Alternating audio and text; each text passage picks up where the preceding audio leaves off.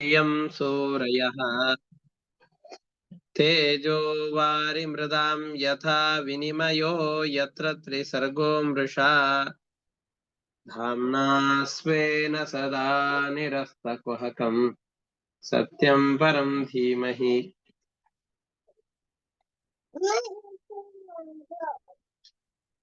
निगमकल्पतरोर्गलितं फलं शुकमुखादमृतद्रवसंयुतम् पिबत भागवतं रसमालयं मुहुरहो रसिकाः भुवि भावुकाः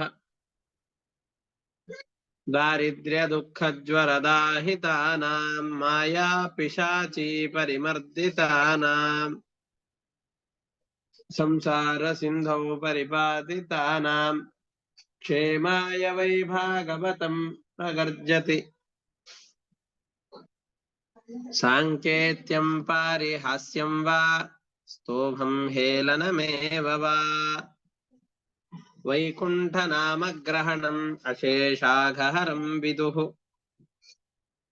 ಶ್ರೀಗುರುಭ್ಯೋ ನಮಃ ಹರಿ ಓಂ. ಭೂತದ ಬಾಯಲ್ಲಿ ಭಗವದ್ಗೀತೆ ಅಂತ ಒಂದು ಕನ್ನಡದ ನುಡಿಗಟ್ಟಿದೆ. ಮಹಾದುಷ್ಟರು ಒಳ್ಳೆ ಮಾತುಗಳನ್ನ ಹೇಳಿದರು ಅಂತಂದ್ರೆ ಅವಾಗ ಈ ಮಾತನ್ನ ಹೇಳ್ತಾರೆ.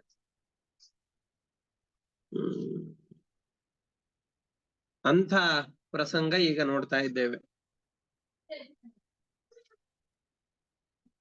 ಹಿರಣ್ಯಕಶಿಪು ಧರ್ಮದ ಸಂದೇಶಗಳನ್ನು ಕೊಡ್ತಾ ಇದ್ದಾನೆ. ಈ ಸಂದರ್ಭದಲ್ಲಿ ಇದು ಎಲ್ಲ ಹೆಂಗಪ್ಪ ಅಂತ ಯೋಚನೆ ಬರುತ್ತೆ. ಅದಕ್ಕೆ ನಾವು ಉತ್ತರವನ್ನು ನೋಡಿದೆವು. ಒಂದು ಶರೀರದಲ್ಲಿ ಇಬ್ಬರು ಜೀವರ ಆವೇಶ ಇರುತ್ತೆ. ಅದರಲ್ಲಿ ಜಯ ಎಂಬಂತಹ ಶುದ್ಧ ಜೀವನ ಸಂಪರ್ಕ, ಇನ್ನೊಬ್ಬ ಮಹಾ ದುಷ್ಟನಾದಂತಹ ರಾಕ್ಷಸ. ಇವರಿಬ್ಬರ ಮೇಲನ ಆ ಶರೀರದಲ್ಲಿ ಇರುವ ಕಾರಣದಿಂದ ಈಗ ಜಯ ಜಾಗೃತನಾಗಿದ್ದಾನೆ. ಅವನ ಕಡೆಯಿಂದ ಈ ತರದ ಸಂಭಾಷಣೆಗಳೆಲ್ಲವೂ ಕೂಡ ಬರ್ತಾ ಇದೆ. ನೀವು ಹಿರಣ್ಯಾಕ್ಷ ಸತ್ತಿದ್ದಾನೆ ಅಂತ ಬಹಳಷ್ಟು ಬೇಸರಗೊಳ್ಳುವಂತಹ ಅನಿವಾರ್ಯತೆ ಇಲ್ಲ. ಎಲ್ಲರೂ ಒಂದಲ್ಲ ಒಂದು ದಿವಸ ಮೃತರಾಗಲೇಬೇಕು ಅಂತ ಅನೇಕ ಮಾತುಗಳನ್ನು ಹೇಳಿ, ಅದಕ್ಕೆ ಅಂತ ಸುಯಜ್ಞ ಅನ್ನುವಂತಹ ಉಶೀನರ ದೇಶದ ರಾಜನ ಕಥೆಯನ್ನ ನಿರೂಪಣೆ ಮಾಡ್ತಾ ಇದ್ದ. ಆವಾಗ ಯಮಧರ್ಮನೇ ಆ ಬಾಲಕನ ವೇಷದಲ್ಲಿ ಬಂದು ನಮಗೆ ರಕ್ಷಕನಾಗುವನು ಅಂತಾದರೆ,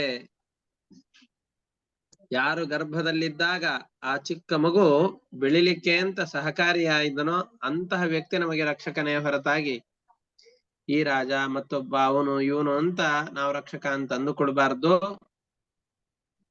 ಕಾಡಿನಲ್ಲಿದ್ರೂ ಭಗವಂತನಿಗೆ ನಮ್ಮ ರಕ್ಷಣೆಯ ಇಚ್ಛೆ ಇದೆ ಅಂತಾದ್ರೆ ಬದುಕುತ್ತೇವೆ.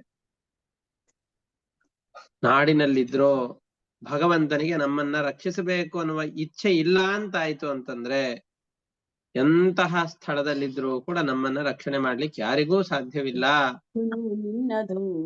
ಅನ್ನುವಂತಹ ದೊಡ್ಡ ಸಂದೇಶವನ್ನ ಇದರಲ್ಲಿ ನಿರೂಪಣೆ ಮಾಡಿದರು.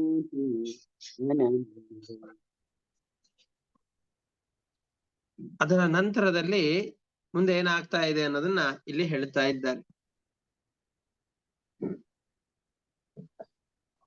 ಪರಮಾತ್ಮ ಈ ಶರೀರದ ಒಳಗಡೆಯಲ್ಲಿ ಪ್ರವೇಶ ಮಾಡ್ತಾನೆ, ಮತ್ತೆ ಮರಣ ಸಂದರ್ಭದಲ್ಲಿ ಈ ಶರೀರವನ್ನ ತ್ಯಾಗ ಮಾಡ್ತಾನೆ.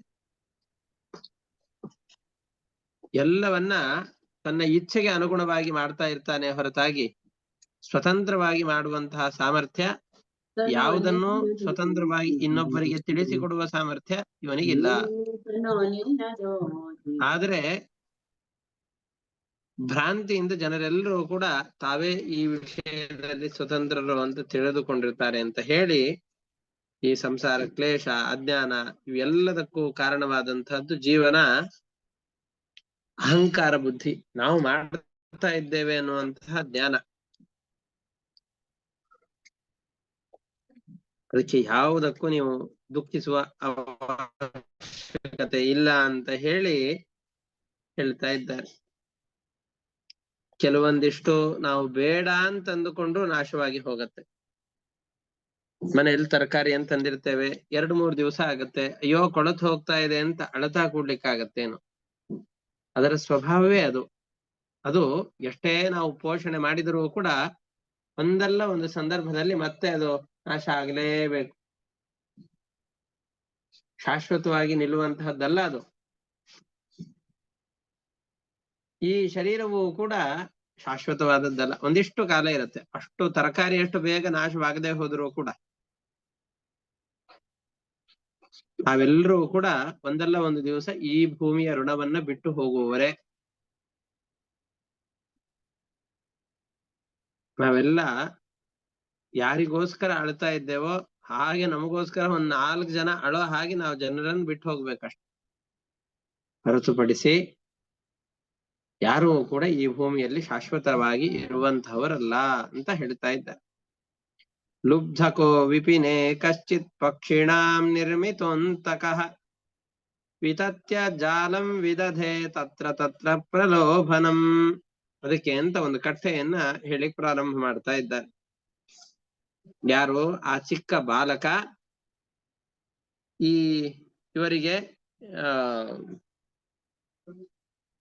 ಚಿಕ್ಕ ಬಾಲಕನ ರೂಪವನ್ನು ಧರಿಸಿಕೊಂಡ ಬಂದಂತಹ ಯಮದೇವರು ಉಶೀನರ ದೇಶದ ರಾಜನಾದಂತಹ ಸುಯಜ್ಞನ ಸುತ್ತಲಿನಲ್ಲಿ ವಿಲಾಪ ಮಾಡ್ತಾ ಇರುವಂತಹ ಅವನ ಬಂಧುಗಳನ್ನು ಕುರಿತು ಒಂದು ಕಥೆಯನ್ನ ಹೇಳ್ತಾ ಇದ್ದಾನೆ. ಒಂದು ಸಂದರ್ಭದಲ್ಲಿ ಕಾಡಿನಲ್ಲೆಲ್ಲ ಪಕ್ಷಿಯನ್ನ ಬಲೆ ಹಾಕಿ ಹಿಡಿಯುವಂತಹ ಬೇಟೆಗಾರ ದೊಡ್ಡದಾದಂತಹ ಬಲೆಯನ್ನ ಬೀಸಿ ಒಂದು ಬದಿಯಲ್ಲಿ ಕೂತಿದ್ದಾನೆ. ಬಲೆಯನ್ನು ಬೀಸಿದ್ದಾನೆ.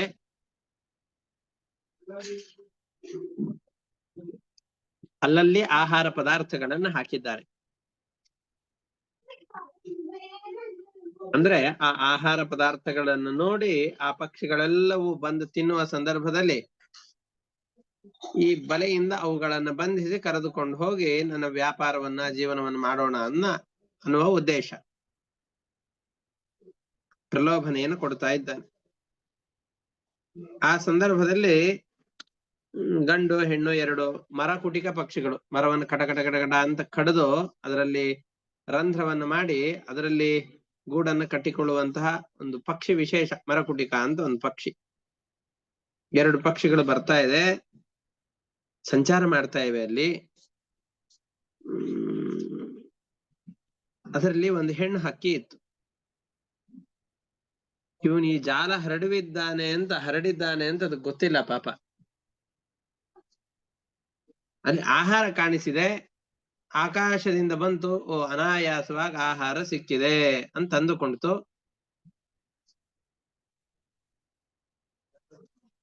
ಆಹಾರವನ್ನು ತಿನ್ಲಿಕ್ಕೆ ಅಂತ ಹೋಯ್ತು, ಬಲೆಯಲ್ಲಿ ಸಿಕ್ಕಿ ಹಾಕಿಕೊಂಡಿದೆ. ಹಿಂದೂ ಮುಂದೆ ನೋಡ್ಲಿಲ್ಲ, ವಿಚಾರ ಮಾಡ್ಲಿಲ್ಲ. ಆಹಾರ ಸಿಕ್ಕಿದೆ ಅಂತ ಖುಷಿಯಿಂದ ಆಹಾರದ ಸಮೀಪದಲ್ಲಿ ಹೋಯ್ತು, ಪೇಡನ ಬಲೆಗೆ ಸಿಕ್ಕಿ ಹಾಕಿಕೊಂಡ್ಬಿಡ್ತು.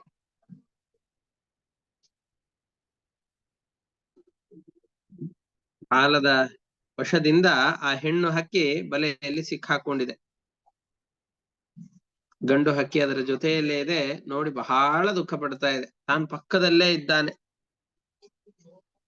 ಆದ್ರೆ ಬಹಳ ದುಃಖ ಪಡ್ತಾ ಇದೆ.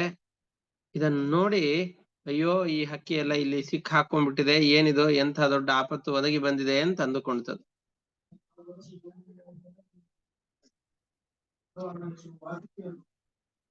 ದುಃಖ ಪಡ್ತಾ ಇದೆ. ಅದಕ್ಕೆ ಬಿಡಿಸಬೇಕು ಅಂತ ಆಸೆ.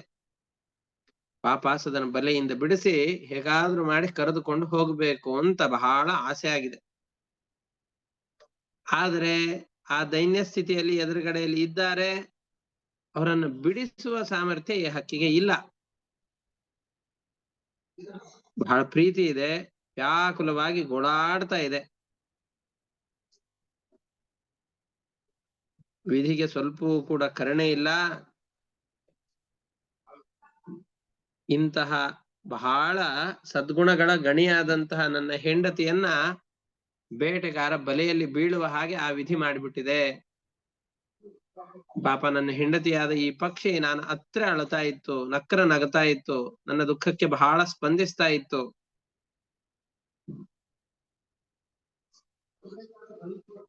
ಇದನ್ನು ಕರೆದುಕೊಂಡು ಹೋಗಿ ಇವನಿಗೆ ಏನ್ ಲಾಭ ಆಗೋದಿದೆ? ಒಂದು ತೊತ್ತಿನ ಊಟ ಅಷ್ಟೇ ಇದು. ಚಿಕ್ಕ ಆ ಪ್ರಾಣಿಯನ್ನ ಅನ್ಯಾಯವಾಗಿ ಬಹಳ ವೇದನೆಯನ್ನ ಕೊಟ್ಟು ಮರಣವನ್ನು ಹೊಂದುವ ಹಾಗೆ ಮಾಡ್ತಾ ಇದ್ದಾನೆ. ಇದನ್ನ ತಗೊಂಡು ಹೋಗ್ತಾರೆ ಅಂತಂದ್ರೆ ಇದನ್ನ ಬಿಟ್ಟು ನಾವೇನ್ ಬದುಕೋದಿದೆ? ನಾನೂ ಬದುಕಲಾರೆ, ನನ್ನನ್ನು ಕೂಡ ಕರೆದುಕೊಂಡು ಹೋಗ್ಲಿ. ಹೆಂಡತಿ ಗಂಡಿನ ಶರೀರದಲ್ಲಿ ಅರ್ಧ ಭಾಗದಂತೆ ಅರ್ಧಾಂಗಿನಿ ಅಂತ ಕರೀತಾರೆ. ಅರ್ಧ ಶರೀರವನ್ನ ಕತ್ತರಿಸಿದ ಮೇಲೆ ಇನ್ನರ್ಧ ಶರೀರ ಇಟ್ಟುಕೊಂಡು ಏನ್ ಮಾಡೋದು? ಅದರಿಂದ ಯಾವ ಉಪಯೋಗವೂ ಇಲ್ಲ. ಹಾಗೆ ನನ್ನ ಹೆಂಡತಿ ನನ್ನಿಂದ ದೂರಲಾಗಿದ್ದಾಳೆ ಅಂತಂದ ಮೇಲೆ ಅವಳಿಲ್ಲದ ನನ್ನ ಈ ಜನ್ಮ ವ್ಯರ್ಥವಾಗಿಯೇ ಹೋಯ್ತು. ಬೇಡ, ನನಗೆ ಈ ಜನ್ಮ ಬೇಡ. ಇದ್ರೆ ನನ್ನ ಹೆಂಡತಿಯ ಜೊತೆಯಲ್ಲಿಯೇ ವಾಸವಾಗಿರ್ತೇನೆ, ಇಲ್ಲ ಅಂತಂದ್ರೆ ನನ್ನ ಹೆಂಡತಿ ಇಲ್ಲದ ಜೀವನ ನನಗೆ ಬೇಡ ಅಂತಂದುಕೊಂಡು ಬಹಳ ವೇದನೆ ಪಡ್ತಾ ಇದ್ದೆ.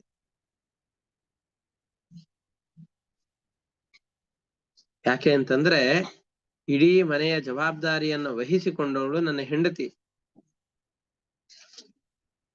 ಇನ್ನೂ ರೆಕ್ಕೆ ಬಲುತ್ತಿಲ್ಲ ಅಂತಹ ಚಿಕ್ಕ ಚಿಕ್ಕ ಮಕ್ಕಳು ಮರಿಗಳನ್ನ ಆ ಗಿಡದಲ್ಲಿಟ್ಟು ಬಂದಿದ್ದೇನೆ. ಇವಳು ಇಲ್ಲದೆ ಇದ್ರೆ ಆ ಮಕ್ಕಳನ್ನು ನೋಡಿಕೊಳ್ಳುವುದು ಹೇಗೆ? ನನಗೊಬ್ಬವನಿಗೆ ಅದನ್ನು ಸುಧಾರಿಸ್ಲಿಕ್ಕೆ ಸಾಧ್ಯವೇನು? ಪಾಪ ಆ ಮರಿಗಳು, ಗೂಡಿನಲ್ಲಿರುವಂತಹ ಮರಿಗಳು, ತಾಯಿ ವಾಪಸ್ ಬರ್ತಾಳೆ, ತನಗೆ ಆಹಾರವನ್ನು ತಂದು ಕೊಡ್ತಾಳೆ ಅಂತಂದುಕೊಂಡು ತಾಯಿಯ ದಾರಿಯನ್ನು ಎದುರು ನೋಡ್ತಾ ಇರುತ್ತೆ. ಇವಳು ಆ ಬೇಡನ ಬಲೆಗೆ ಸಿಕ್ಕು ಹಾಕಿಕೊಂಡಿದ್ದಾಳೆ. ತಾನು ಅದರ ಎದುರುಗಡೆಯಲ್ಲಿಯೇ ಇದ್ದರೂ ಆ ಬಲೆಯಿಂದ ಬಿಡಿಸುವಂತಹ ದಾರಿಯನ್ನ ಕಾಣಲಾಗದೇನೆ ಸ್ತಂಭದ ಹಾಗೆ ಅಚಲನಾಗಿ ನಿಂತು ಬಿಟ್ಟಿದ್ದೇನೆ. ನನ್ನಂತಹ ಈ ದುರ್ವಿಧಿಗೆ ಅಥವಾ ನನ್ನ ಈ ನಿಸ್ಸಹಾಯತೆಗೆ, ಅಸಹಾಯಕತೆಗೆ ಏನು ಅಂತ ಹೇಳೋಣ? ಇಂತಹ ಜೀವನ ಇದ್ರೂ ವ್ಯರ್ಥ ಅಂತ ಜೋರಾಗಿ ಆಕ್ರಂದನವನ್ನು ಮಾಡ್ತಾ ಇದೆ.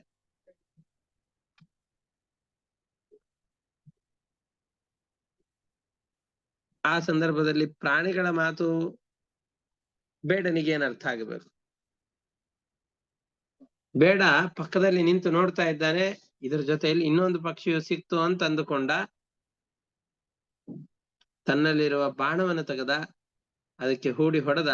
ಆ ಪಕ್ಷಿಯು ಅಲ್ಲೇ ಕತ್ತರಿಸಿಕೊಂಡು ಬಿತ್ತು.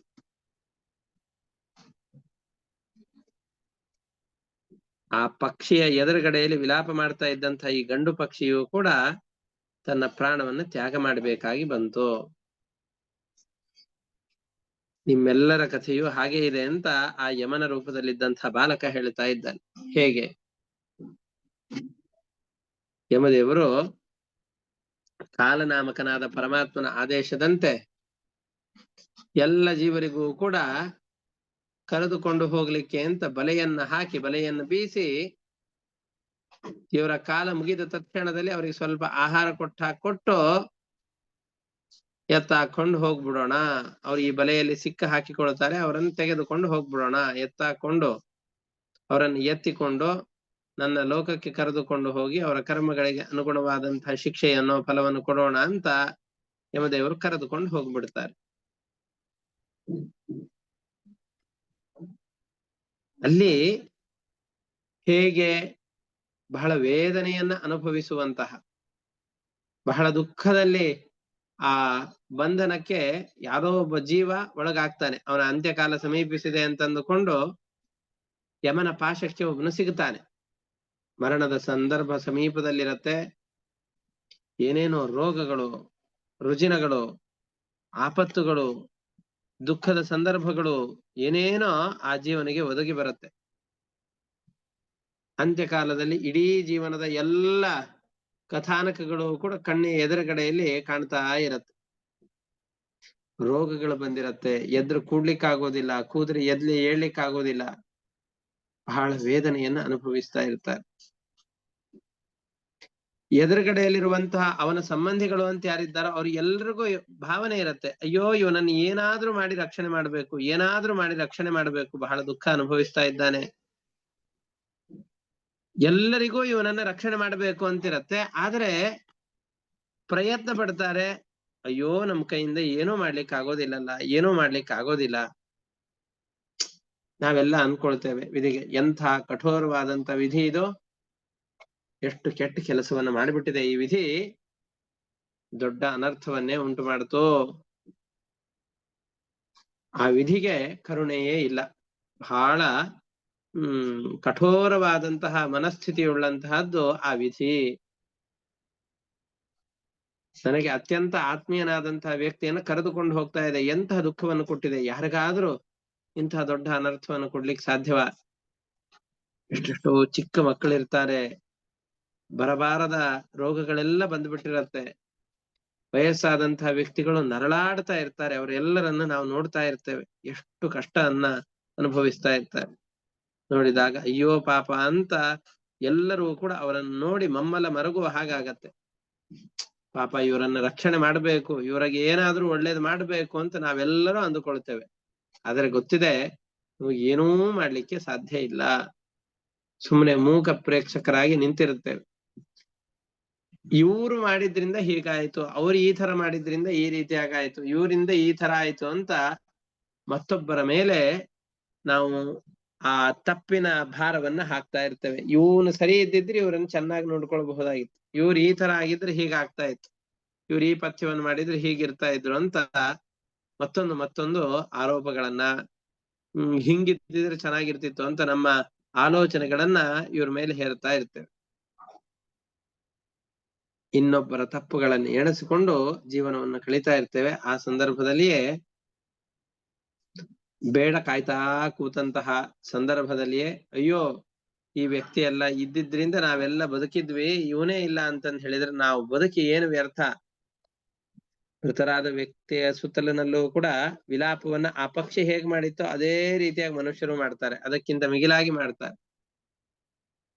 ಹೃದಯನ್ನು ಬಡಿದುಕೊಳ್ಳುತ್ತಾರೆ, ಅಳ್ತಾರೆ, ದೇವತೆಗಳನ್ನು ಬೈತಾರೆ, ದೇವರಿಗೆ ಕರುಣೆ ಇಲ್ಲ ಅಂತ ನಾವೆಲ್ಲ ಕಿರಿಚಾಡ್ತೇವೆ, ಬಹಳ ದುಃಖ ಪಡ್ತೇವೆ. ಯಾಕೆ ಅಂದ್ರೆ ಆತ್ಮೀಯರು, ಶರೀರ ಸಂಬಂಧಿಗಳು, ರಕ್ತ ಸಂಬಂಧಿಗಳು ಇವರೆಲ್ಲ ನಮ್ಮಿಂದ ಅಗಲ್ತಾ ಇದ್ದಾರೆ ಅಂತ ಬಹಳ ವೇದನೆಗೆ ಒಳಗಾಗಿ ಭಾವೋದ್ರೇಕದಲ್ಲಿ ಏನೇನೋ ಮಾತುಗಳನ್ನು ಹೇಳುತ್ತೇವೆ, ಏನೇನೋ ನಿರ್ಧಾರಗಳನ್ನು ಕೈಗೊಳ್ಳುತ್ತೇವೆ.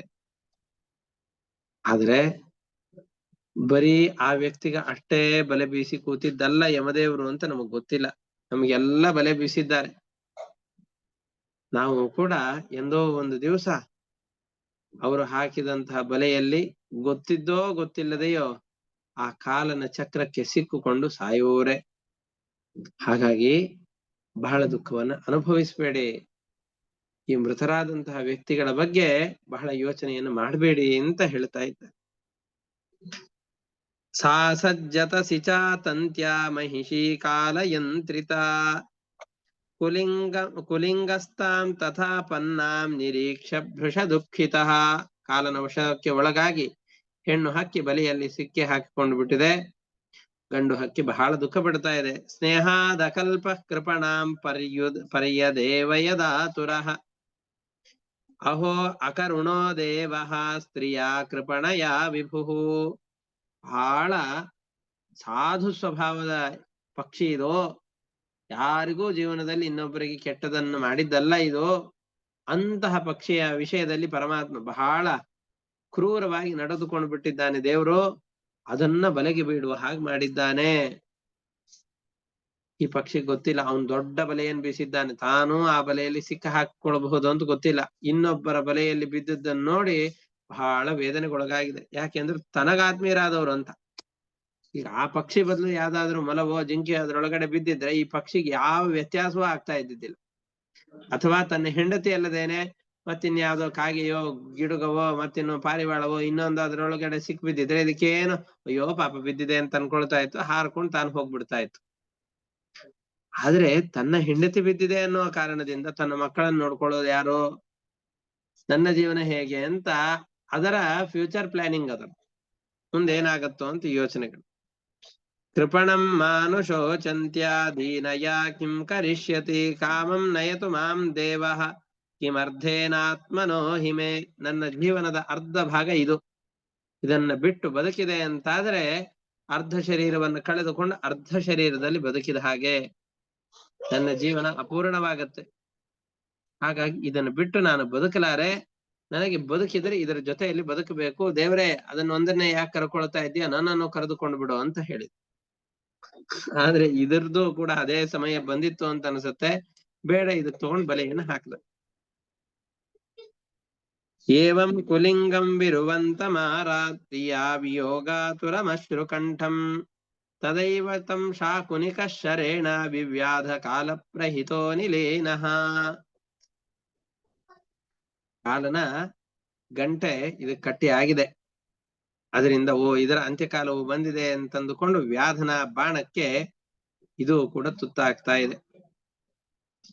ಬರೀ ಇದು ಆ ಕಾಗೆ ಗುಬ್ಬಕ್ಕನ ಕಥೆಯನ್ನು ಹೇಳ್ತಾ ಇದ್ದಾರೆ, ಬರೀ ಆ ಪಕ್ಷಿಗಳ ಕಥೆಯನ್ನು ಹೇಳ್ತಾ ಇದ್ದೇವೆ ಅಂತ ಅಂದುಕೊಳ್ಬೇಡಿ. ಅಲ್ಲಿರುವಂತಹ ಪಕ್ಷಿಗಳ ಆಕ್ರಂದನ ಮಾಡ್ತಾ ಇರುವಂತಹ ಪಕ್ಷಿಗಳಿಗೆ ಸೂಚಕರಾಗಿ ನೀವೆಲ್ಲ ಇದ್ದೀರಿ. ನಿಮ್ಮ ಪತಿಯಾದಂತಹ ಸುಯಜ್ಞ ಯಾರಿದ್ದಾನೋ ಅವನ ದಾರಿಯಲ್ಲಿ ಈ ಎಲ್ಲರೂ ಇದ್ದಾರೆ. ಯಾರು? ನಿನ್ನ ಮೃತನಾದಂತಹ ಆ ಪಕ್ಷಿಯ ಜಾಗದಲ್ಲಿ ನಿನ್ನ ಗಂಡನಾದ ಸುಯಜ್ಞ ಇದ್ದಾನೆ. ಹಾಗಾಗಿ ಇದು ಎಲ್ಲರಿಗೂ ಜೀವನದಲ್ಲಿ ಬರುವಂತಹದ್ದೇ. ಆ ಸಂದರ್ಭದಲ್ಲಿ ನಾವು ಬಹಳ ಯೋಚನೆ ಮಾಡಿಕೊಂಡು ಜೀವನವೇ ಮುಗಿದು ಹೋಯ್ತು ಅಂತ ತಲೆ ಮೇಲೆ ಚಪ್ಪಡಿ ಕಲ್ಲು ಬಿದ್ದ ಹಾಗೆ ಅಂತ ಯಾರೂ ಯೋಚನೆ ಮಾಡಬಾರ್ದು ಅನ್ನುವ ದೊಡ್ಡ ಸಂದೇಶವನ್ನ ಇಲ್ಲಿ ಕೊಡ್ತಾ ಇದ್ದಾರೆ ಅಂತ ಆ ಬಾಲಕ ಆ ಸುಯಜ್ಞ ರಾಜನ ಸಂಬಂಧಿಗಳು ಯಾರಿದ್ದಾರೋ ಅವ್ರು ಎಲ್ಲರಿಗೂ ನಿರೂಪಣೆ ಮಾಡ್ತಾ ಇದ್ದಾನೆ. ನೀವು ಎಷ್ಟೇ ಹೊತ್ತು ಕಾಯ್ರಿ, ಎಷ್ಟೇ ಹೊತ್ತು ಗೋಳಾಡಿ, 100 ವರ್ಷಗಳ ಕಾಲ ಕಾದರೂ ನಿಮ್ಮ ಪತಿ ವಾಪಸ್ ಸಿಗಲಾರ. ಗತಿಸಿದಂತಹ ವ್ಯಕ್ತಿಗಳು ಮತ್ತೆ ಎಷ್ಟು ಪ್ರಯತ್ನ ಪಟ್ಟರು ಕೂಡ ನಮಗೆ ಸಿಗಲಾರರು. ಹಾಗಾಗಿ ಇರುವಾಗ ಎಲ್ಲರ ಜೊತೆಯಲ್ಲಿ ಚೆನ್ನಾಗಿ ಬದುಕಬೇಕು ಅಂತ ಹೇಳ್ತಾರೆ. ಎಲ್ಲರೂ ಸಂತೋಷವಾಗಿರ್ಬೇಕು, ಎಲ್ಲರೂ ಚೆನ್ನಾಗಿರ್ಬೇಕು. ಯಾರಿಗೆ ಯಾರು ಶತ್ರುಗಳಲ್ಲ, ಯಾರು ಮಿತ್ರರಲ್ಲ. ಶತ್ರುತ್ವ ಮಿತ್ರತ್ವ ತಾತ್ಕಾಲಿಕವಾಗಿ ಈ ಶರೀರದ ಸಂಪರ್ಕದಿಂದ ಜೀವರಿಗೆ ಬಂದಿರುತ್ತೆ. ಈ ಶರೀರಕ್ಕೆ ಅನುಕೂಲವಾಗಿರೋರಲ್ಲಿ ನಮಗೆ ಮಿತ್ರತ್ವ ಬಂದಿರತ್ತೆ, ಸ್ನೇಹ ಭಾವ ಇರುತ್ತೆ.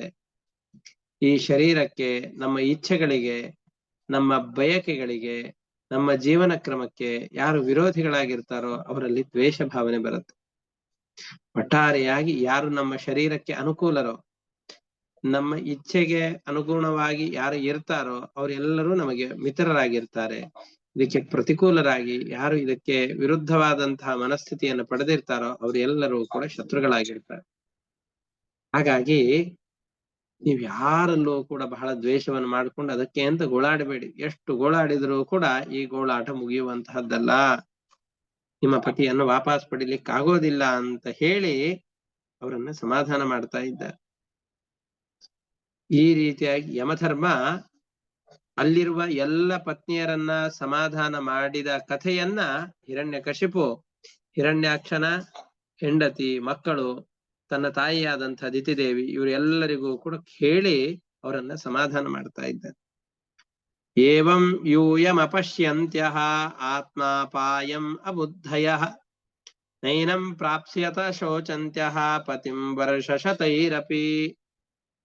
100 ವರ್ಷ ಕಾದ್ರೂ ಕೂಡ ನಿಮ್ಮ ಗಂಡ ವಾಪಸ್ ಬರೋದಿಲ್ಲ, ಸತ್ತವರು ವಾಪಸ್ ಬರೋದಿಲ್ಲ. ಹಾಗಾಗಿ ಅದರ ಬಗ್ಗೆ ಗತಿಸಿ ಹೋಗಿದ ವಿಷಯಗಳಿಗೆ ಚಿಂತಿಸಬೇಡಿ ಅಂತ ಉಪದೇಶ ಕೊಡ್ತಾ ಇದ್ದಾನೆ. ಇದೇನಪ್ಪಾ ಅಂತ ಅವ್ರೆಲ್ರಿಗೂ ಆಶ್ಚರ್ಯ ಆಯ್ತು. ಸಮಾಧಾನ ಮಾಡ್ಕೊಂಡ್ರು. ಈ ಹಿರಣ್ಯಕಶಿಪು ಮಹಾ ದುಷ್ಟ, ಕಂಡವರನ್ನೆಲ್ಲ ಸಾಯ್ಲಿಕ್ಕೆ ಅಂತ ಈಗ ತಾನೇ ಆದೇಶ ಕೊಟ್ಟಿದ್ದಾನೆ. ಎಲ್ಲೂ ಯಜ್ಞ ಯಾಗಾದಿಗಳಾಗದೇ ಇರೋ ಹಾಗೆ, ಸಜ್ಜನರನ್ನ ಸಾಯಿಸುವ ಹಾಗೆ, ಕಂಡಲ್ಲಿ ಈ ಗೋವುಗಳನ್ನ ಬ್ರಾಹ್ಮಣರನ್ನ ಸಾಯುವ ಹಾಗೆ ಆದೇಶವನ್ನು ಕೊಟ್ಟಂತ ಹಿರಣ್ಯಕಶಿಪುವೇನ ಇವನು ಅಂತ ಎಲ್ಲರಿಗೂ ಯೋಚನೆ ಆಗ್ತಾ, ಹೆಂಗಿದ್ ಮಾಡ್ತಾ ಇದ್ದಾನೆ. ಕೆಲವೊಂದಿಷ್ಟು ಜನ ವ್ಯಕ್ತಿಗಳಿರ್ತಾರೆ, ಒಂದು ಸಂದರ್ಭದಲ್ಲಿ ಇವರನ್ನು ನೋಡಿದ್ರೆ ಮನುಷ್ಯರೇ ಅಲ್ಲ, ಅಂಥ ರಾಕ್ಷಸ ಸ್ವಭಾವವನ್ನು ಪಡೆದಿರ್ತಾರೆ. ಇನ್ನೊಂದು ಸಂದರ್ಭದಲ್ಲಿ ಅವರಂತಹ ಕರುಣಾಮೂರ್ತಿ ಯಾರೂ ಇಲ್ಲ ಅನ್ನುವಷ್ಟು, ಅವರಷ್ಟು ಮತ್ತೊಬ್ಬರ ದುಃಖಕ್ಕೆ ಸ್ಪಂದಿಸುವ ವ್ಯಕ್ತಿಗಳು ಯಾರೂ ಇಲ್ಲ ಅನ್ನುವಷ್ಟು ಮನಸ್ಸಿನಲ್ಲಿ ಆರ್ದ್ರವ ಭಾವವನ್ನು ತೋರಿಸ್ತಾ ಇರ್ತಾರೆ. ಇದನ್ನ ನೋಡಿದಾಗ ಆಶ್ಚರ್ಯ ಆಗತ್ತಲ್ಲ, ಆ ತರದ ಆಶ್ಚರ್ಯವನ್ನು ಇವರೆಲ್ಲ ಹೊಂದುತ್ತಾ ಇದ್ದಾರೆ. ಹೆಂಗ ಸಾಧ್ಯ ಆಯ್ತಿದೋ ಅಂತ ಬಹಳ ಯೋಚನೆಗೊಳಗಾಗಿದ್ದಾರೆ. ಆಯ್ತು ಅಂತ ಅದು ಏನೇ ಇರ್ಲಿ, ಅದಕ್ಕೆ ಮೂಲ ಕಾರಣ ನಮಗ್ ಗೊತ್ತಿದೆ. ಹಿಂದೆ ಆದೇಶ ಕೊಟ್ಟವನು ಆ ಶರೀರದಲ್ಲಿದ್ದಂತಹ ದುಷ್ಟಚೇತನ. ಇನ್ನೊಬ್ಬ ಜಯ ಅನ್ನುವ ಭಗವಂತನ ಪಾರ್ಷದ ಯಾರಿದ್ದಾನೋ ಅವನು ಈಗ ಆಕ್ಟಿವೇಟ್ ಆಗಿದ್ದಾನೆ. ಅವನು ಇಷ್ಟೆಲ್ಲ ಉಪದೇಶವನ್ನ ಇವ್ರಿಗೆ ಕೊಡ್ತಾ ಇದ್ದಾನೆ. ಇದಾದ್ಮೇಲೆ ಅವ್ರಿಗೆಲ್ರಿಗೂ ಗೊತ್ತಾಯ್ತು, ಈ ಬಂಧುಗಳು ಬಾಂಧವರು ಈ ಎಲ್ಲ ಸಂಬಂಧಗಳು ಕೂಡ ಶಾಶ್ವತವಾದದ್ದು. ಯಾವ ವ್ಯಕ್ತಿಗಳು ನಮ್ಮ ಬದುಕಿಗೆ ಕಾರಣರಾದವರಲ್ಲ, ಭಗವಂತ ಒಬ್ಬನೇ. ಸರಕ್ಷಿತ ರಕ್ಷತಿ ಯೋಹಿ ಗರ್ಭೆ. ಗರ್ಭದಲ್ಲಿ ಯಾರು ನಮ್ಮನ್ನ ರಕ್ಷಣೆ ಮಾಡಿದ್ದಾನೋ ಅಂತಹ ಪರಮಾತ್ಮನೇ ನಮಗೆ ನಿಜವಾದ ರಕ್ಷಕ. ನಾವು ಹೊರಗಡೆಯಲ್ಲಿ ಯಾರನ್ನ ರಕ್ಷಕರು ಅಂತ ಅಂದುಕೊಂಡು ನಾನು ಇವರನ್ನ ಸಾಕ್ತಾ ಇದ್ದೇನೆ, ನಾನು ಇವರ ನಿಯಾಮಕತ್ವವನ್ನು ವಹಿಸಿಕೊಂಡಿದ್ದೇನೆ, ಅಥವಾ ಅಯ್ಯೋ ಇವರಿಲ್ಲ ಅಂದ್ರೆ ನಾವು ಬದುಕ್ಲಿಕ್ಕೆ ಸಾಧ್ಯ ಇಲ್ಲ ಅಂತ ಅಂದುಕೊಂಡು ಇನ್ನೊಬ್ಬರ ಮೇಲೆ ಅತಿಯಾದ ಅವಲಂಬನೆಯನ್ನು ಮಾಡುವಂತಹ ಅವಶ್ಯಕತೆ ಇಲ್ಲ. ಯಾಕೆ ಅಂತಂದ್ರೆ ಯಾರನ್ನು ಕೂಡ ಅಪೇಕ್ಷಿಸಿಕೊಂಡು ಜೀವ ಅನ್ನೋನಿಲ್ಲ. ಯಾಕೆ ಅಂದ್ರೆ ಯಾವ ವ್ಯಕ್ತಿಗಳನ್ನ ಅಪೇಕ್ಷಿಸಿಕೊಂಡಿದ್ದಾನೆ ಅಂತಂತೇವೋ ಅವನು ಯಾವಾಗ್ಲೂ ಜೀವನ ಜೊತೆಯಲ್ಲಿ ಇರೋದೇ ಇಲ್ಲ. ಈ ಶರೀರದ ಸಂಬಂಧ ಬಂದಾಗ ಮಾತ್ರ ಇರ್ತಾನೆ, ಇನ್ನೊಂದು ಶರೀರ ಬಂದಾಗ ಅವನಿಲ್ಲ, ಈ ಜೀವನಿಗೆ ಅವನ ಅಪೇಕ್ಷೆಯೂ ಇಲ್ಲ. ಹಾಗಾದ್ರೆ ಎಲ್ಲ ಸಂದರ್ಭದಲ್ಲೂ ನಮಗೆ ರಕ್ಷಕನಾಗಿ ಇರುವಂಥವನು ಪರಮಾತ್ಮ ಅಂತ ತಿಳಿದುಕೊಳ್ಬೇಕು ಅಂತ ಅವರು ತಿಳಿದುಕೊಂಡು, ತಾವೆಲ್ಲವೂ ಕೂಡ ಇದು ನಾವು ನಮ್ಮ ಓನರ್ಶಿಪ್ ಅಲ್ಲಿ ಇದು ಎಲ್ಲ ಇದೆ ಅಂತ ಅಂದುಕೊಂಡಿರ್ತೇವಲ್ಲ, ಅದು ಎಲ್ಲವೂ ಕೂಡ ತಾತ್ಕಾಲಿಕವಾದದ್ದು. ನಮ್ಮ ಓನರ್ಶಿಪ್ ಅನ್ನುವಂಥದ್ದು ತಾತ್ಕಾಲಿಕವಾದದ್ದು. ಬಾಡಿಗೆ ಮನೆ ಮೇಲೆ ನಮಗೆ ಯಾವ ತರದ ಓನರ್ಶಿಪ್ ಇರುತ್ತೋ ಆ ತರದ್ದಷ್ಟೇ. ನಾವೆಲ್ಲರೂ ಕೂಡ ಬಾಡಿಗೆ ಮನೆಗೆ ಹೋದ ಹಾಗೆ ಈ ಭೂಮಿಯಲ್ಲಿ ವಾಸ ಮಾಡ್ಬೇಕು. ನಮ್ಮದು ಅಂತ ಯಾವ ಸಂಪತ್ತಿರುತ್ತೋ ಆ ಎಲ್ಲ ಸಂಪತ್ತನ್ನ ಮುಖ್ಯವಾಗಿ ಅದರ ಒಡೆಯನಾದಂತಹ ಪರಮಾತ್ಮ ಯಾರಿದ್ದಾನೋ ಅವನಿಗೆ ಅರ್ಪಣೆ ಮಾಡ್ಬೇಕು. ಸತ್ಕರ್ಮಗಳಿಗೆ ನಮ್ಮಲ್ಲಿರುವ ಸಂಪತ್ತುಗಳನ್ನ ವಿನಿಯೋಗ ಮಾಡ್ಬೇಕು. ಒಟ್ಟಾರೆಯಾಗಿ ನಮ್ಮ ಜೀವನ ಪವಿತ್ರವಾಗಿರುವ ಹಾಗೆ ನಡೆದುಕೊಂಡು ಮನೆ ಓನರ್ಗೆ ಇವನಿಗೆ ಮನೆ ಕೊಟ್ಟಿದ್ದೆ ಉಪಯೋಗ ಮಾಡ್ಕೊಳ್ಳಿಲ್ಲ ಅಂತ ಅನ್ನಿಸಬಾರ್ದು. ಈ ಮನೆ ಓನರ್ ಕೊಟ್ಟಂತಹ ಮನೆ ಯಾವುದು ಅಂದ್ರೆ ನಮ್ಮ ಶರೀರ. ಈ ಶರೀರವನ್ನು ಇವನು ಯಾವ್ಯಾವ್ದೋ ಹಾಳು ಕೆಲಸ ಮಾಡಿ ಮನೆಯನ್ನೆಲ್ಲ ಹೊಲಸು ಮಾಡಿ ಹೋಗಿರ್ತಾರೆ ಕೆಲವೊಂದಿಷ್ಟು ಜನ. ಆ ತರ ಅಲ್ಲ, ಈ ಶರೀರವನ್ನ ಒಳ್ಳೆ ಕಾರ್ಯಗಳಿಗೆ ಬಳಸಿಕೊಂಡಿದ್ದಾರೆ. ಅವನಿಗೆ ಕೊಟ್ಟಂತಹ ಸಮಯವನ್ನ, ಅವನಿಗೆ ಕೊಟ್ಟಂತಹ ಸಂಪತ್ತನ್ನ ಯೋಗ್ಯವಾದ ರೀತಿಯಲ್ಲಿ ಬಳಸಿಕೊಂಡಿದ್ದಾನೆ. ಸಂಪತ್ತಿನ ಮದವನ್ನ ಬೆಳೆಸಿಕೊಂಡಿಲ್ಲ, ಸತ್ಕರ್ಮಗಳಿಗೆ ಅದನ್ನು ವಿನಿಯೋಗಿಸಿದ್ದಾನೆ ಅನ್ನುವ ಹಾಗೆ ನಾವು ಬದುಕನ್ನ ಬದುಕಬೇಕು ಅಂತ ಇವರೆಲ್ಲರೂ ತಿಳಿದುಕೊಳ್ತಾ ಇದ್ದಾರೆ. ಈ ಉಪದೇಶವನ್ನು ಕೊಟ್ಟು ಯಮ ಅಲ್ಲೇ ಮರೆಯಾದ. ಸುಯಜ್ಞನ ಬಂಧುಗಳು ಯಾರಿದ್ದಾರೋ ಅವರೆಲ್ಲರೂ ಕೂಡ ಆ ರಾಜನ ಉತ್ತರ ಕ್ರಿಯೆಯನ್ನು ಮಾಡಿದರು. ಈ ರೀತಿಯಾಗಿ ಅವರೆಲ್ಲ ಜ್ಞಾನವನ್ನು ಪಡೆದುಕೊಂಡಿದ್ದಾರೆ. ಹಾಗೆ ನಿಮಗೆ ಇಷ್ಟೆಲ್ಲ ಕಥೆಯನ್ನು ಹೇಳಿದ್ದೇನೆ, ನೀವು ಕೂಡ ದುಃಖ ಪಡೋದನ್ನು ಬಿಟ್ಬಿಡಿ, ಮನಸ್ಸನ್ನು ಸಮಾಧಾನ ಮಾಡ್ಕೊಳ್ಳಿ, ಸುಖವಾಗಿ ಒಂದ್ ಕಡೆಯಲ್ಲಿ ಇದ್ದು ಆ ಭಗವಂತನ ಕಥೆಗಳನ್ನು ಕೇಳಿಕೊಂಡು ಆರಾಮಾಗಿರಿ ಅಂತ ಹೇಳ್ತಾ ಇದ್ದಾನೆ. ಬಾಲ ಏವಂ ಪ್ರವದತಿ ಸರ್ವೇ ವಿಸ್ಮಿತಚೇತಸಃ ಜ್ಞಾತಯೋ ಮೇರಿರೇ ಸರ್ವಂ ಅನಿತ್ಯಂ ಅಯಥೋತ್ಥಿತಂ. ಆ ಬಾಲಕನ ಈ ಮಾತುಗಳನ್ನ ಬಾಲಕ ರೂಪದಿಂದ ಯಮದೇವರು ಬಂದು ಉಪದೇಶ ಕೊಟ್ಟಾಗ ಅವರೆಲ್ರಿಗೂ ಕೂಡ ಎಚ್ಚರವಾಯ್ತು. ಕೆಲವೊಮ್ಮೆ ದೊಡ್ಡವರೇ ನಮ್ಗೆ ಉಪದೇಶ ಕೊಡ್ಬೇಕು. ನಾವು 70 ವರ್ಷ ಆಗಿದ್ದೇವೆ, 30 ವರ್ಷ ಆಗಿದೆ, ನನಗೆ 50 ವರ್ಷ ಆಗಿದೆ, ನನಗೆ ಯಾರಾದ್ರೂ ಏನಾದ್ರೂ ತಿಳುವಳಿಕೆ ಹೇಳ್ತಾರೆ ಅಂದ್ರೆ ನನಗಿಂತ ದೊಡ್ಡವರೇ ಹೇಳ್ಬೇಕು ಅಂತ ಅಂದುಕೊಳ್ತೇವೆ. ಹೌದು, ದೊಡ್ಡವರು ಹೇಳ್ಬೇಕು. ದೊಡ್ಡವರು ಅಂತಂದ್ರೆ ಜ್ಞಾನದಲ್ಲಿ ಹಿರಿಯರೂ ಆಗಿರಬಹುದು, ವಯಸ್ಸಿನಲ್ಲಿ ಆಗಿರ್ಬೇಕು ಅಂತಿಲ್ಲ. ಅದರಿಂದ ಎಲ್ಲಿಂದಲೇ ಉಪದೇಶ ಬರ್ಲಿ ಅದನ್ನ ನಾವು ಸ್ವೀಕಾರ ಮಾಡುವಂತಹ ದೊಡ್ಡ ಗುಣವನ್ನು ಬೆಳೆಸಿಕೊಳ್ಬೇಕು. ಅಂತಹ ದೊಡ್ಡ ಗುಣವನ್ನ ಇವ್ರು ಬೆಳೆಸ್ಕೊಂಡಿದ್ರು. ಅಷ್ಟು ಚಿಕ್ಕ ವಯಸ್ಸಿನ ಬಾಲಕ ಬಂದು ತನ್ನ ಕಥೆಯನ್ನ ಹೇಳಿ ಇವರನ್ನ ಸಾಂತ್ವನಗೊಳಿಸಿದಾಗ ಆಶ್ಚರ್ಯಗೊಂಡ್ರು. ಆಮೇಲೆ ತಮ್ಮ ತಿಳುವಳಿಕೆಯಲ್ಲಿ ಬದಲಾವಣೆ ಮಾಡಿಕೊಂಡ್ರು. ಹಾಗಾಗಿ ಅವರು ಎಲ್ಲ ತಿಳುವಳಿಕೆ ಅಂತಂದುಕೊಂಡು ರಾಜನ ಉತ್ತರ ಕ್ರಿಯೆಗಳೇನಿವೆಯೋ ಅದು ಎಲ್ಲವನ್ನ ಮಾಡ್ಬೇಕು ಅಂತ ಅವರೆಲ್ಲರೂ ಕೂಡ ಪ್ರಯತ್ನ ಮಾಡಿದ್ದಾರೆ. ಅವರು ಹೇಗೆ ಪ್ರಯತ್ನ ಮಾಡಿದರೋ ಅದೇ ರೀತಿಯಾಗಿ ನೀವು ಕೂಡ ಪ್ರಯತ್ನ ಮಾಡಿ, ಸುಮ್ನೆ ವ್ಯರ್ಥವಾಗಿ ದುಃಖ ಮಾಡ್ತಾ ಕೂಡ್ಬೇಡಿ ಅಂತ ಹಿರಣ್ಯಕಶಿಪು ಆದೇಶವನ್ನು ಕೊಡ್ತಾ ಇದ್ದಾನೆ. ಯಮ ಏತದುಪಾಖ್ಯಾಯ ತತ್ರೈವಾಂತರಧೀಯತ ಜ್ಞಾತಯೋಪಿ ಸುಯಜ್ಞಸ್ಯ ಚಕ್ರುರ್ಯತ್ ಸಾಂಪರಾಯಿಕಂ ತತಃ ಶೋಚತ ಮಾಯೂಯಂ ಪರಂ ಚಾತ್ಮಾನಮೇವವ. ನಿಮ್ಮ ಬಗ್ಗೆ, ನಿಮ್ಮವರ ಬಗ್ಗೆ ಬಹಳ ಯೋಚನೆ ಮಾಡಬೇಡಿ. ಯಾಕೆ ಅಂತಂದ್ರೆ ನೀವು ಶಾಶ್ವತರಲ್ಲ, ನಿಮ್ಮವರೂ ಕೂಡ ಶಾಶ್ವತರಲ್ಲ. ಹಾಗಾಗಿ ಹಿರಣ್ಯಾಕ್ಷ ಹೋಗಿದ್ದಾನೆ ದುಃಖ ಪಡಬೇಡಿ. ನಿಮಗ್ ಉಪದೇಶ ಕೊಡ್ಬೇಕು ಅಂತಂದ್ರೆ ನಿಮಗ್ ಬರೀ ಮಗ, ಗಂಡ, ತಂದೆ, ನನಗೆ ಆತ್ಮೀಯನಾದಂಥ ಮಿತ್ರ ಅವನು, ನನ್ನ ತಮ್ಮ, ನನ್ನ ರಕ್ತವನ್ನ ಹಂಚಿಕೊಂಡು ಹುಟ್ಟಿದವನವನು. ಹಾಗಾಗಿ ನನಗೂ ಕೂಡ ದುಃಖವಾಗಿದೆ. ನಾವೆಲ್ಲರೂ ಈ ಸಂದರ್ಭದಲ್ಲಿ ಮನಸ್ಸಿನ ಸ್ಥಿಮಿತವನ್ನು ಕಳೆದುಕೊಳ್ಳಬಾರದು ಅಂತ ಅವರಿಗೆ ಉಪದೇಶ ಕೊಡ್ತಾ ಇದ್ದಾನೆ. ಆದ್ಮೇಲೆ ಒಂದು ಒಳ್ಳೆ ಮಾತನ್ನ ಹೇಳ್ತಾ ಇದ್ದಾನೆ ಹಿರಣ್ಯಕಶಿಪು.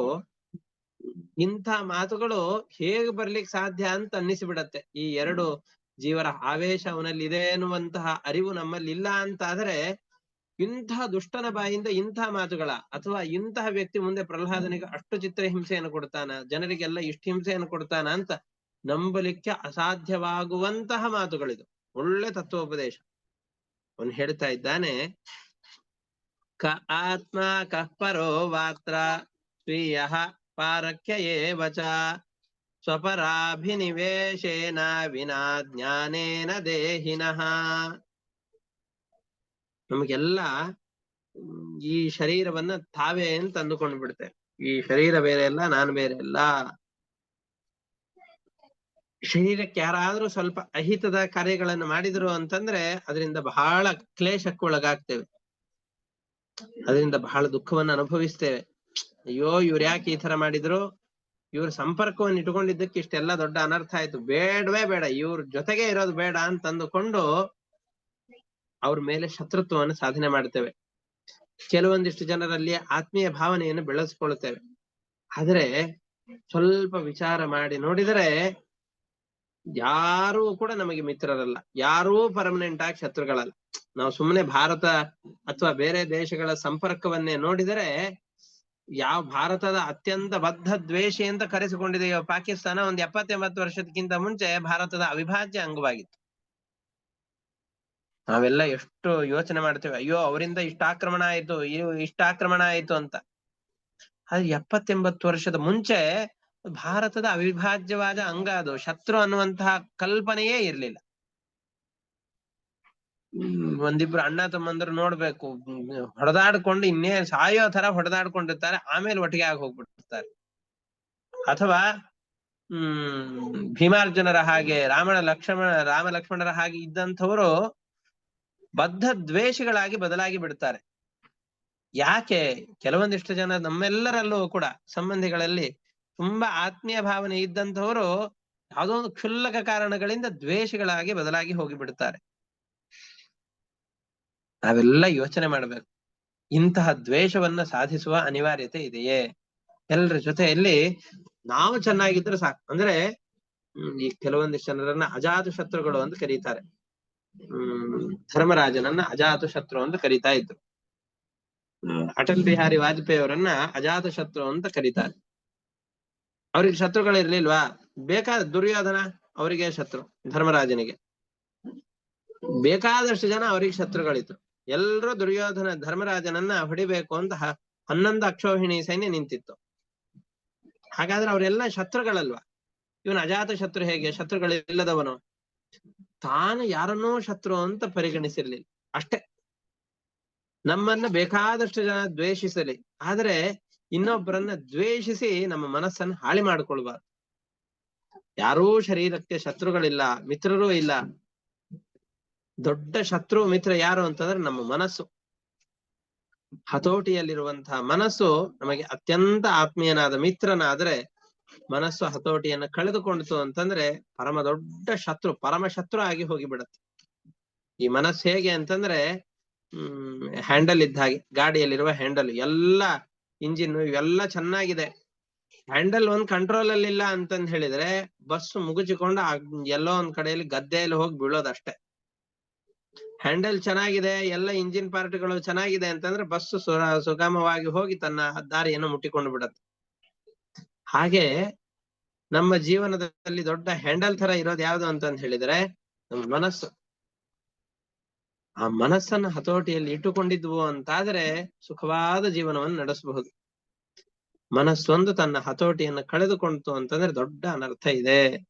ಹಾಗಾಗಿ ಯಾರೂ ಶತ್ರುಗಳು, ಯಾರೂ ಮಿತ್ರರು ಅಂತ ನಾವು ಭಾವಿಸಬಾರ್ದು. ಅವ್ರು ಬೇಕಾದಷ್ಟು ಜನ ಇವ್ರು ನಮಗ್ ಶತ್ರುಗಳು, ನಮಗೆ ಹಿತವಾದದ್ದನ್ನು ಮಾಡ್ಲಿಲ್ಲ, ನಾನು ಅನ್ಕೊಂಡಿದ್ದನ್ನು ಮಾಡ್ಲಿಲ್ಲ ಅಂತ ಅಂದುಕೊಳ್ಬಹುದು. ಆದ್ರೆ ಮನಸ್ಸಿನಲ್ಲಿ ನಾವು ಆ ಭಾವನೆಯನ್ನು ಇಟ್ಟುಕೊಳ್ಬಾರದು ಅಂತ ಹೇಳ್ತಾ ಇದ್ದಾರೆ. ಹೀಗೆ ಹಿರಣ್ಯಕಶಿಪು ಹೇಳಿದಂತಹ ಮಾತುಗಳನ್ನ ದಿತಿ, ಋಷದ್ಭಾನು ಇವರಿಬ್ರು ಕೂಡ, ಋಷದ್ಭಾನು ಅನ್ನೋಳು ಹಿರಣ್ಯಾಕ್ಷನ ಹೆಂಡತಿ, ಎಲ್ಲರೂ ಶ್ರದ್ಧೆಯಿಂದ ಕೇಳ್ತಾ ಇದ್ದಾರೆ. ಕ್ಷಣಕಾಲದಲ್ಲಿ ದಿತಿದೇವಿ ತನ್ನ ಪುತ್ರ ಶೋಕವನ್ನ, ಮತ್ತೆ ಋಷದ್ಭಾನು ಕೂಡ ತನ್ನ ಪತಿಯನ್ನ ಕಳೆದುಕೊಂಡಂತಹ ಶೋಕವನ್ನು ಬಹಳ ಮಟ್ಟಿಗೆ ಕಡಿಮೆ ಮಾಡಿಕೊಂಡು ಭಗವಂತನಲ್ಲಿ ಮನಸ್ಸನ್ನು ಇಡ್ತಾ ಇದ್ದಾರೆ.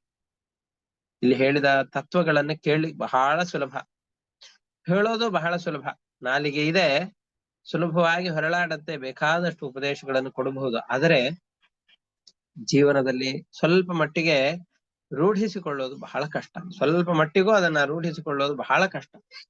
ಆ ಮಟ್ಟಿನಲ್ಲಿ ಪ್ರಯತ್ನವಾಯಿತು ಅಂತಂದ್ರೆ ನಮ್ಮ ಈ ಭಾಗವತದ ಶ್ರವಣ, ವಾಚನ ಇವೆಲ್ಲವೂ ಕೂಡ ಸಾರ್ಥಕವಾಗತ್ತೆ. ಇಷ್ಟಕ್ಕೆ ಭಾಗವತ ಮಹಾಪುರಾಣದ 7ನೇ ಸ್ಕಂದದಲ್ಲಿ 2ನೇ ಅಧ್ಯಾಯ ಮುಕ್ತಾಯವಾಯಿತು. ಇದು ಆದ್ಮೇಲೆ ಈ ಹಿರಣ್ಯಕಶಿಪುವಿನಲ್ಲಿ ಮತ್ತಿನ್ನೊಂದು ಭಾಗ ಇದೆಯಲ್ಲ, ಅದೇ ಆಕ್ಟಿವೇಟ್ ಆಗತ್ತೆ. ಈಗ ಇನ್ನೊಬ್ಬ ರಾಕ್ಷಸ ಯಾರು ಆ ಶರೀರದಲ್ಲಿದ್ರೋ ಅವನ ಕೆಲಸ ಶುರು ಆಗತ್ತೆ. ಇಷ್ಟೋ ತನಕ ಕಾಲನ ಹಿಡಿತದಲ್ಲಿ, ಪರಮಾತ್ಮನ ಹಿಡಿತದಲ್ಲಿ ಇಡೀ ಸಂಸಾರ ಇದೆ, ಅವನು ಒಪ್ಪಿ ಅವನು ನಡೆಸಿದರೆ ನಡೀತೇವೆ, ಇಲ್ಲ ಅಂತಂದ್ರೆ ದೊಡ್ಡ ಅನರ್ಥವೇ ನಮಗೆ ಕಾದಿದೆ ಅಂತ ಚೆನ್ನಾಗಿ ನಿರೂಪಣೆ ಮಾಡಿದ್ದಾರೆ. ಆದ್ರೆ ತತ್ಕ್ಷಣದಲ್ಲಿ ಅವನ ಮನಸ್ಸು ಬದಲಾಗಿ ಹೋಯಿತು.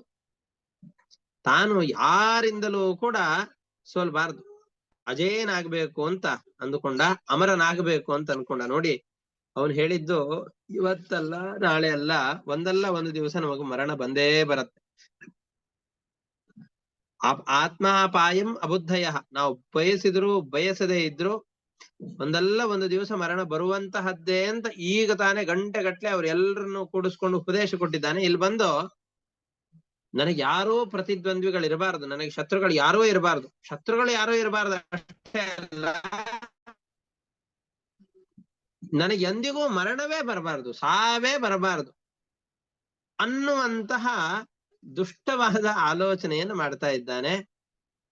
ಇಡೀ ಜಗತ್ತಿನಲ್ಲಿ ರಾಜ ಅಂತಿದ್ರೆ ನಾನು ಒಬ್ಬನೇ ರಾಜನಾಗ್ಬೇಕು, ಮತ್ತೊಬ್ಬ ರಾಜ ಅಂತ ನನ್ನ ಎದುರುಗಡೆಯಲ್ಲಿ ಯಾರೂ ನಿಲ್ಬಾರದು ಅಂತ ಭಾವನೆಯನ್ನ ತಂದುಕೊಳ್ತಾ ಇದ್ದಾನೆ. ರಾಜನಾಗಬೇಕು ಅಂತಾದ್ರೆ ನಾನು ಒಬ್ಬನೇ, ನನಗೆ ಎದುರುಗಡೆಯಲ್ಲಿ ಯಾರೂ ನಿಲ್ಬಾರದು ಅಂತ ಯೋಚನೆ ಮಾಡ್ತಾ ಇದ್ದಾನೆ. ಅಂತಹ ಇವನು ಮಂದರ ಪರ್ವತದ ತಪ್ಪಲಿನಲ್ಲಿ ಘೋರವಾದ ತಪಸ್ಸನ್ನು ಮಾಡ್ತಾ ಇದ್ದಾನೆ. ಆ ತಪಸ್ಸಿನ ಘೋರತ, ಎಷ್ಟು ಘೋರವಾಗಿ ತಪಸ್ಸನ್ನು ಮಾಡ್ತಾ ಇದ್ದಾನೆ ಅಂತ ಇಲ್ಲಿ ಹೇಳ್ತಾರೆ. ಕಾಲಲ್ಲಿ ಒಂದೇ ಕಾಲ ಹೆಬ್ಬೆರಳಿನ ಮೇಲೆ ಇಡೀ ದೇಹದ ಭಾರವನ್ನ ಹಾಕಿ, ಎರಡೂ ತೋಳುಗಳನ್ನು ಮೇಲ್ಗಡೆ ಎತ್ತಿ ಆಕಾಶದ ಕಡೆಯಲ್ಲಿ ಮುಖವನ್ನು ಎತ್ತಿ ಕಣ್ಣುಗಳಿಂದ ಆಕಾಶವನ್ನು ದಿಟ್ಟಿಸಿ ನೋಡಿಕೊಂಡು ತಪಸ್ಸನ್ನು ಮಾಡ್ತಾ ಇದ್ದಾನೆ. ಅದನ್ನು ಹೇಳ್ತಾ ಇದ್ದಾರೆ. ಹಿರಣ್ಯಕಶಿಪು ರಾಜನ್ ಅಜೇಯಮಜರಾಮರಂ ಅಜರಾಮರಂ ಆತ್ಮಾನಮಪ್ರತಿದ್ವಂದ್ವಂ ಏಕರಾಜಂ ವ್ಯಧಿತ್ಸತ. ಇಡೀ ಜಗತ್ತಿನಲ್ಲಿ ನನಗೆ ಪ್ರತಿಸ್ಪರ್ಧಿಯಾದ ಮತ್ತೊಬ್ಬ ರಾಜ ಇರ್ಕೂಡ್ದು, ಇದ್ರೆ ನಾನು ಒಬ್ಬನೇ ಇರ್ಬೇಕು, ನನಗೆ ಯಾರು ಪ್ರತಿಸ್ಪರ್ಧಿಗಳು ಪ್ರತಿದ್ವಂದಿಗಳು ಅಂತ ಇರ್ಕೂಡ್ದು, ನನ್ನನ್ನ ಜಯಿಸುವವರು ಯಾರು ಇರಬಾರ್ದು. ಅಷ್ಟೇ ಅಲ್ಲ, ಅಮರಂ, ಅಮರ ಅಂದ್ರೆ ಮರ ಅಂತಂದ್ ಹೇಳಿದ್ರೆ ಮರಣ ಅಂತ ಅರ್ಥ. ಆ ಮರ ಅಂತಂದ್ರೆ ಮರಣ ಇಲ್ಲದೆ ಇರೋದು. ಯಾರೂ ನನಗೆ ಪ್ರತಿದ್ವಂದ್ವಿಗಳಾಗಿ ನಾನ್ ಸಾಯ್ಬೇಕು ಅಂತಂದ್ ಯಾರು ಯೋಚನೆಯನ್ನೇ ಮಾಡಬಾರ್ದು, ನನ್ನನ್ನ ಮರಣದ ಕೂಪಕ್ಕೆ ದೂಕ್ಲಿಕ್ಕೆ ಯಾರಿಗೂ ಸಾಧ್ಯ ಆಗಬಾರ್ದು. ಹಾಗೆ ಅಮರನಾಗಬೇಕು, ಸಾವೇ ಇಲ್ಲದವನಾಗಬೇಕು ಅಂತ ಯೋಚನೆ ಮಾಡಿಕೊಂಡು ತಪಸ್ ಮಾಡ್ತಾ ಇದ್ದಾನೆ. ಸತೇಪೆ ಮಂದರ ದ್ರೋಣ್ಯಾಂ ತಪಃ ಪರಮದಾರುಣಂ ಊರ್ಧ್ವ ಬಾಹು ನಭೋ ದೃಷ್ಟಿ ಪಾದಾಂಗುಷ್ಠಾಶ್ರಿತಾವನಿ. ಬರೀ ಹೆಬ್ಬೆರಳಿನಲ್ಲಿ ನಿಂತಿದ್ದಾನೆ, ಕೈಗಳೆರಡನ್ನು ಮೇಲೆತ್ತಿದ್ದಾನೆ, ಆಕಾಶವನ್ನು ದಿಟ್ಟಿಸಿ ನಿಂತುಕೊಂಡು ನೋಡ್ತಾ ತಪಸ್ಸನ್ನು ಮಾಡ್ತಾ ಇದ್ದಾನೆ. ಸುಮ್ಮನೆ ನಾವ್ ಎರಡೂ ಕಾಲಿನ ಹೆಬ್ಬರಳಿನ ಮೇಲೆ ನಿಲ್ಲಿಕ್ಕೆ ಅಂತ ಪ್ರಯತ್ನ ಮಾಡೋಣ. ನೀನ್ ತಪಸ್ಸೆಲ್ಲ ಮಾಡೋದ್ ಬೇಡ. ಒಂದು ಕ್ಷಣ ಕಾಲ, ಒಂದು 10 ಕ್ಷಣವಾದ್ರು, ಒಂದು 10 ಸೆಕೆಂಡ್ ಆದ್ರೂ ಹೆಬ್ಬರಳಿನ ಮೇಲೆ ನಿಲ್ಲಿಕ್ಕೆ ಅಂತ ಪ್ರಯತ್ನ ಮಾಡೋಣ. ಪಾಠ ಮುಗಿದಾದ್ಮೇಲೆ ಹಾಗೆ ಒಮ್ಮೆ ನಿಂತುಕೊಂಡು ನೋಡೋಣ ನಮ್ಗೆ ಎಷ್ಟು ಹೊತ್ತು ನಿಲ್ಲಿಕ್ಕಾಗತ್ತೆ. ಮೇಲ್ಗಡೆ ಕೈ ಎತ್ತೋದು ಇದೆಲ್ಲ ಬೇಡ. ಬರೀ ಹೆಬ್ಬರಳಿನ ಮೇಲೆ ನಿಂತು ನಮಗೆ ಒಂದು 10 ಕ್ಷಣವಾದ್ರೂ ನಿಲ್ಲಿಕ್ ಸಾಧ್ಯವಾ ಅಂತ ನೋಡೋಣ. ಬಹಳ ಕಷ್ಟ. ಕೈಯನ್ನು ಎತ್ತಿ, ತೋಳನ ಮೇಲ್ಗಡೆ ಎತ್ತಿ ಆಕಾಶವನ್ನು ದಿಟ್ಟಿಸಿಕೊಂಡು ನೋಡ್ತಾ ಇದ್ದಾನೆ. ಅವನ್ ತಪಸ್ಸನ್ನ ಮಾಡ್ತಾ ಇದ್ರೆ ಅವನ ಕಣ್ಣುಗಳಿಂದ, ಅವನ ದೇಹದಿಂದ ಒಳ್ಳೆ ಪ್ರಭೆ ಹೊರಗಡೆ ಬರ್ತಾ ಇದೆ.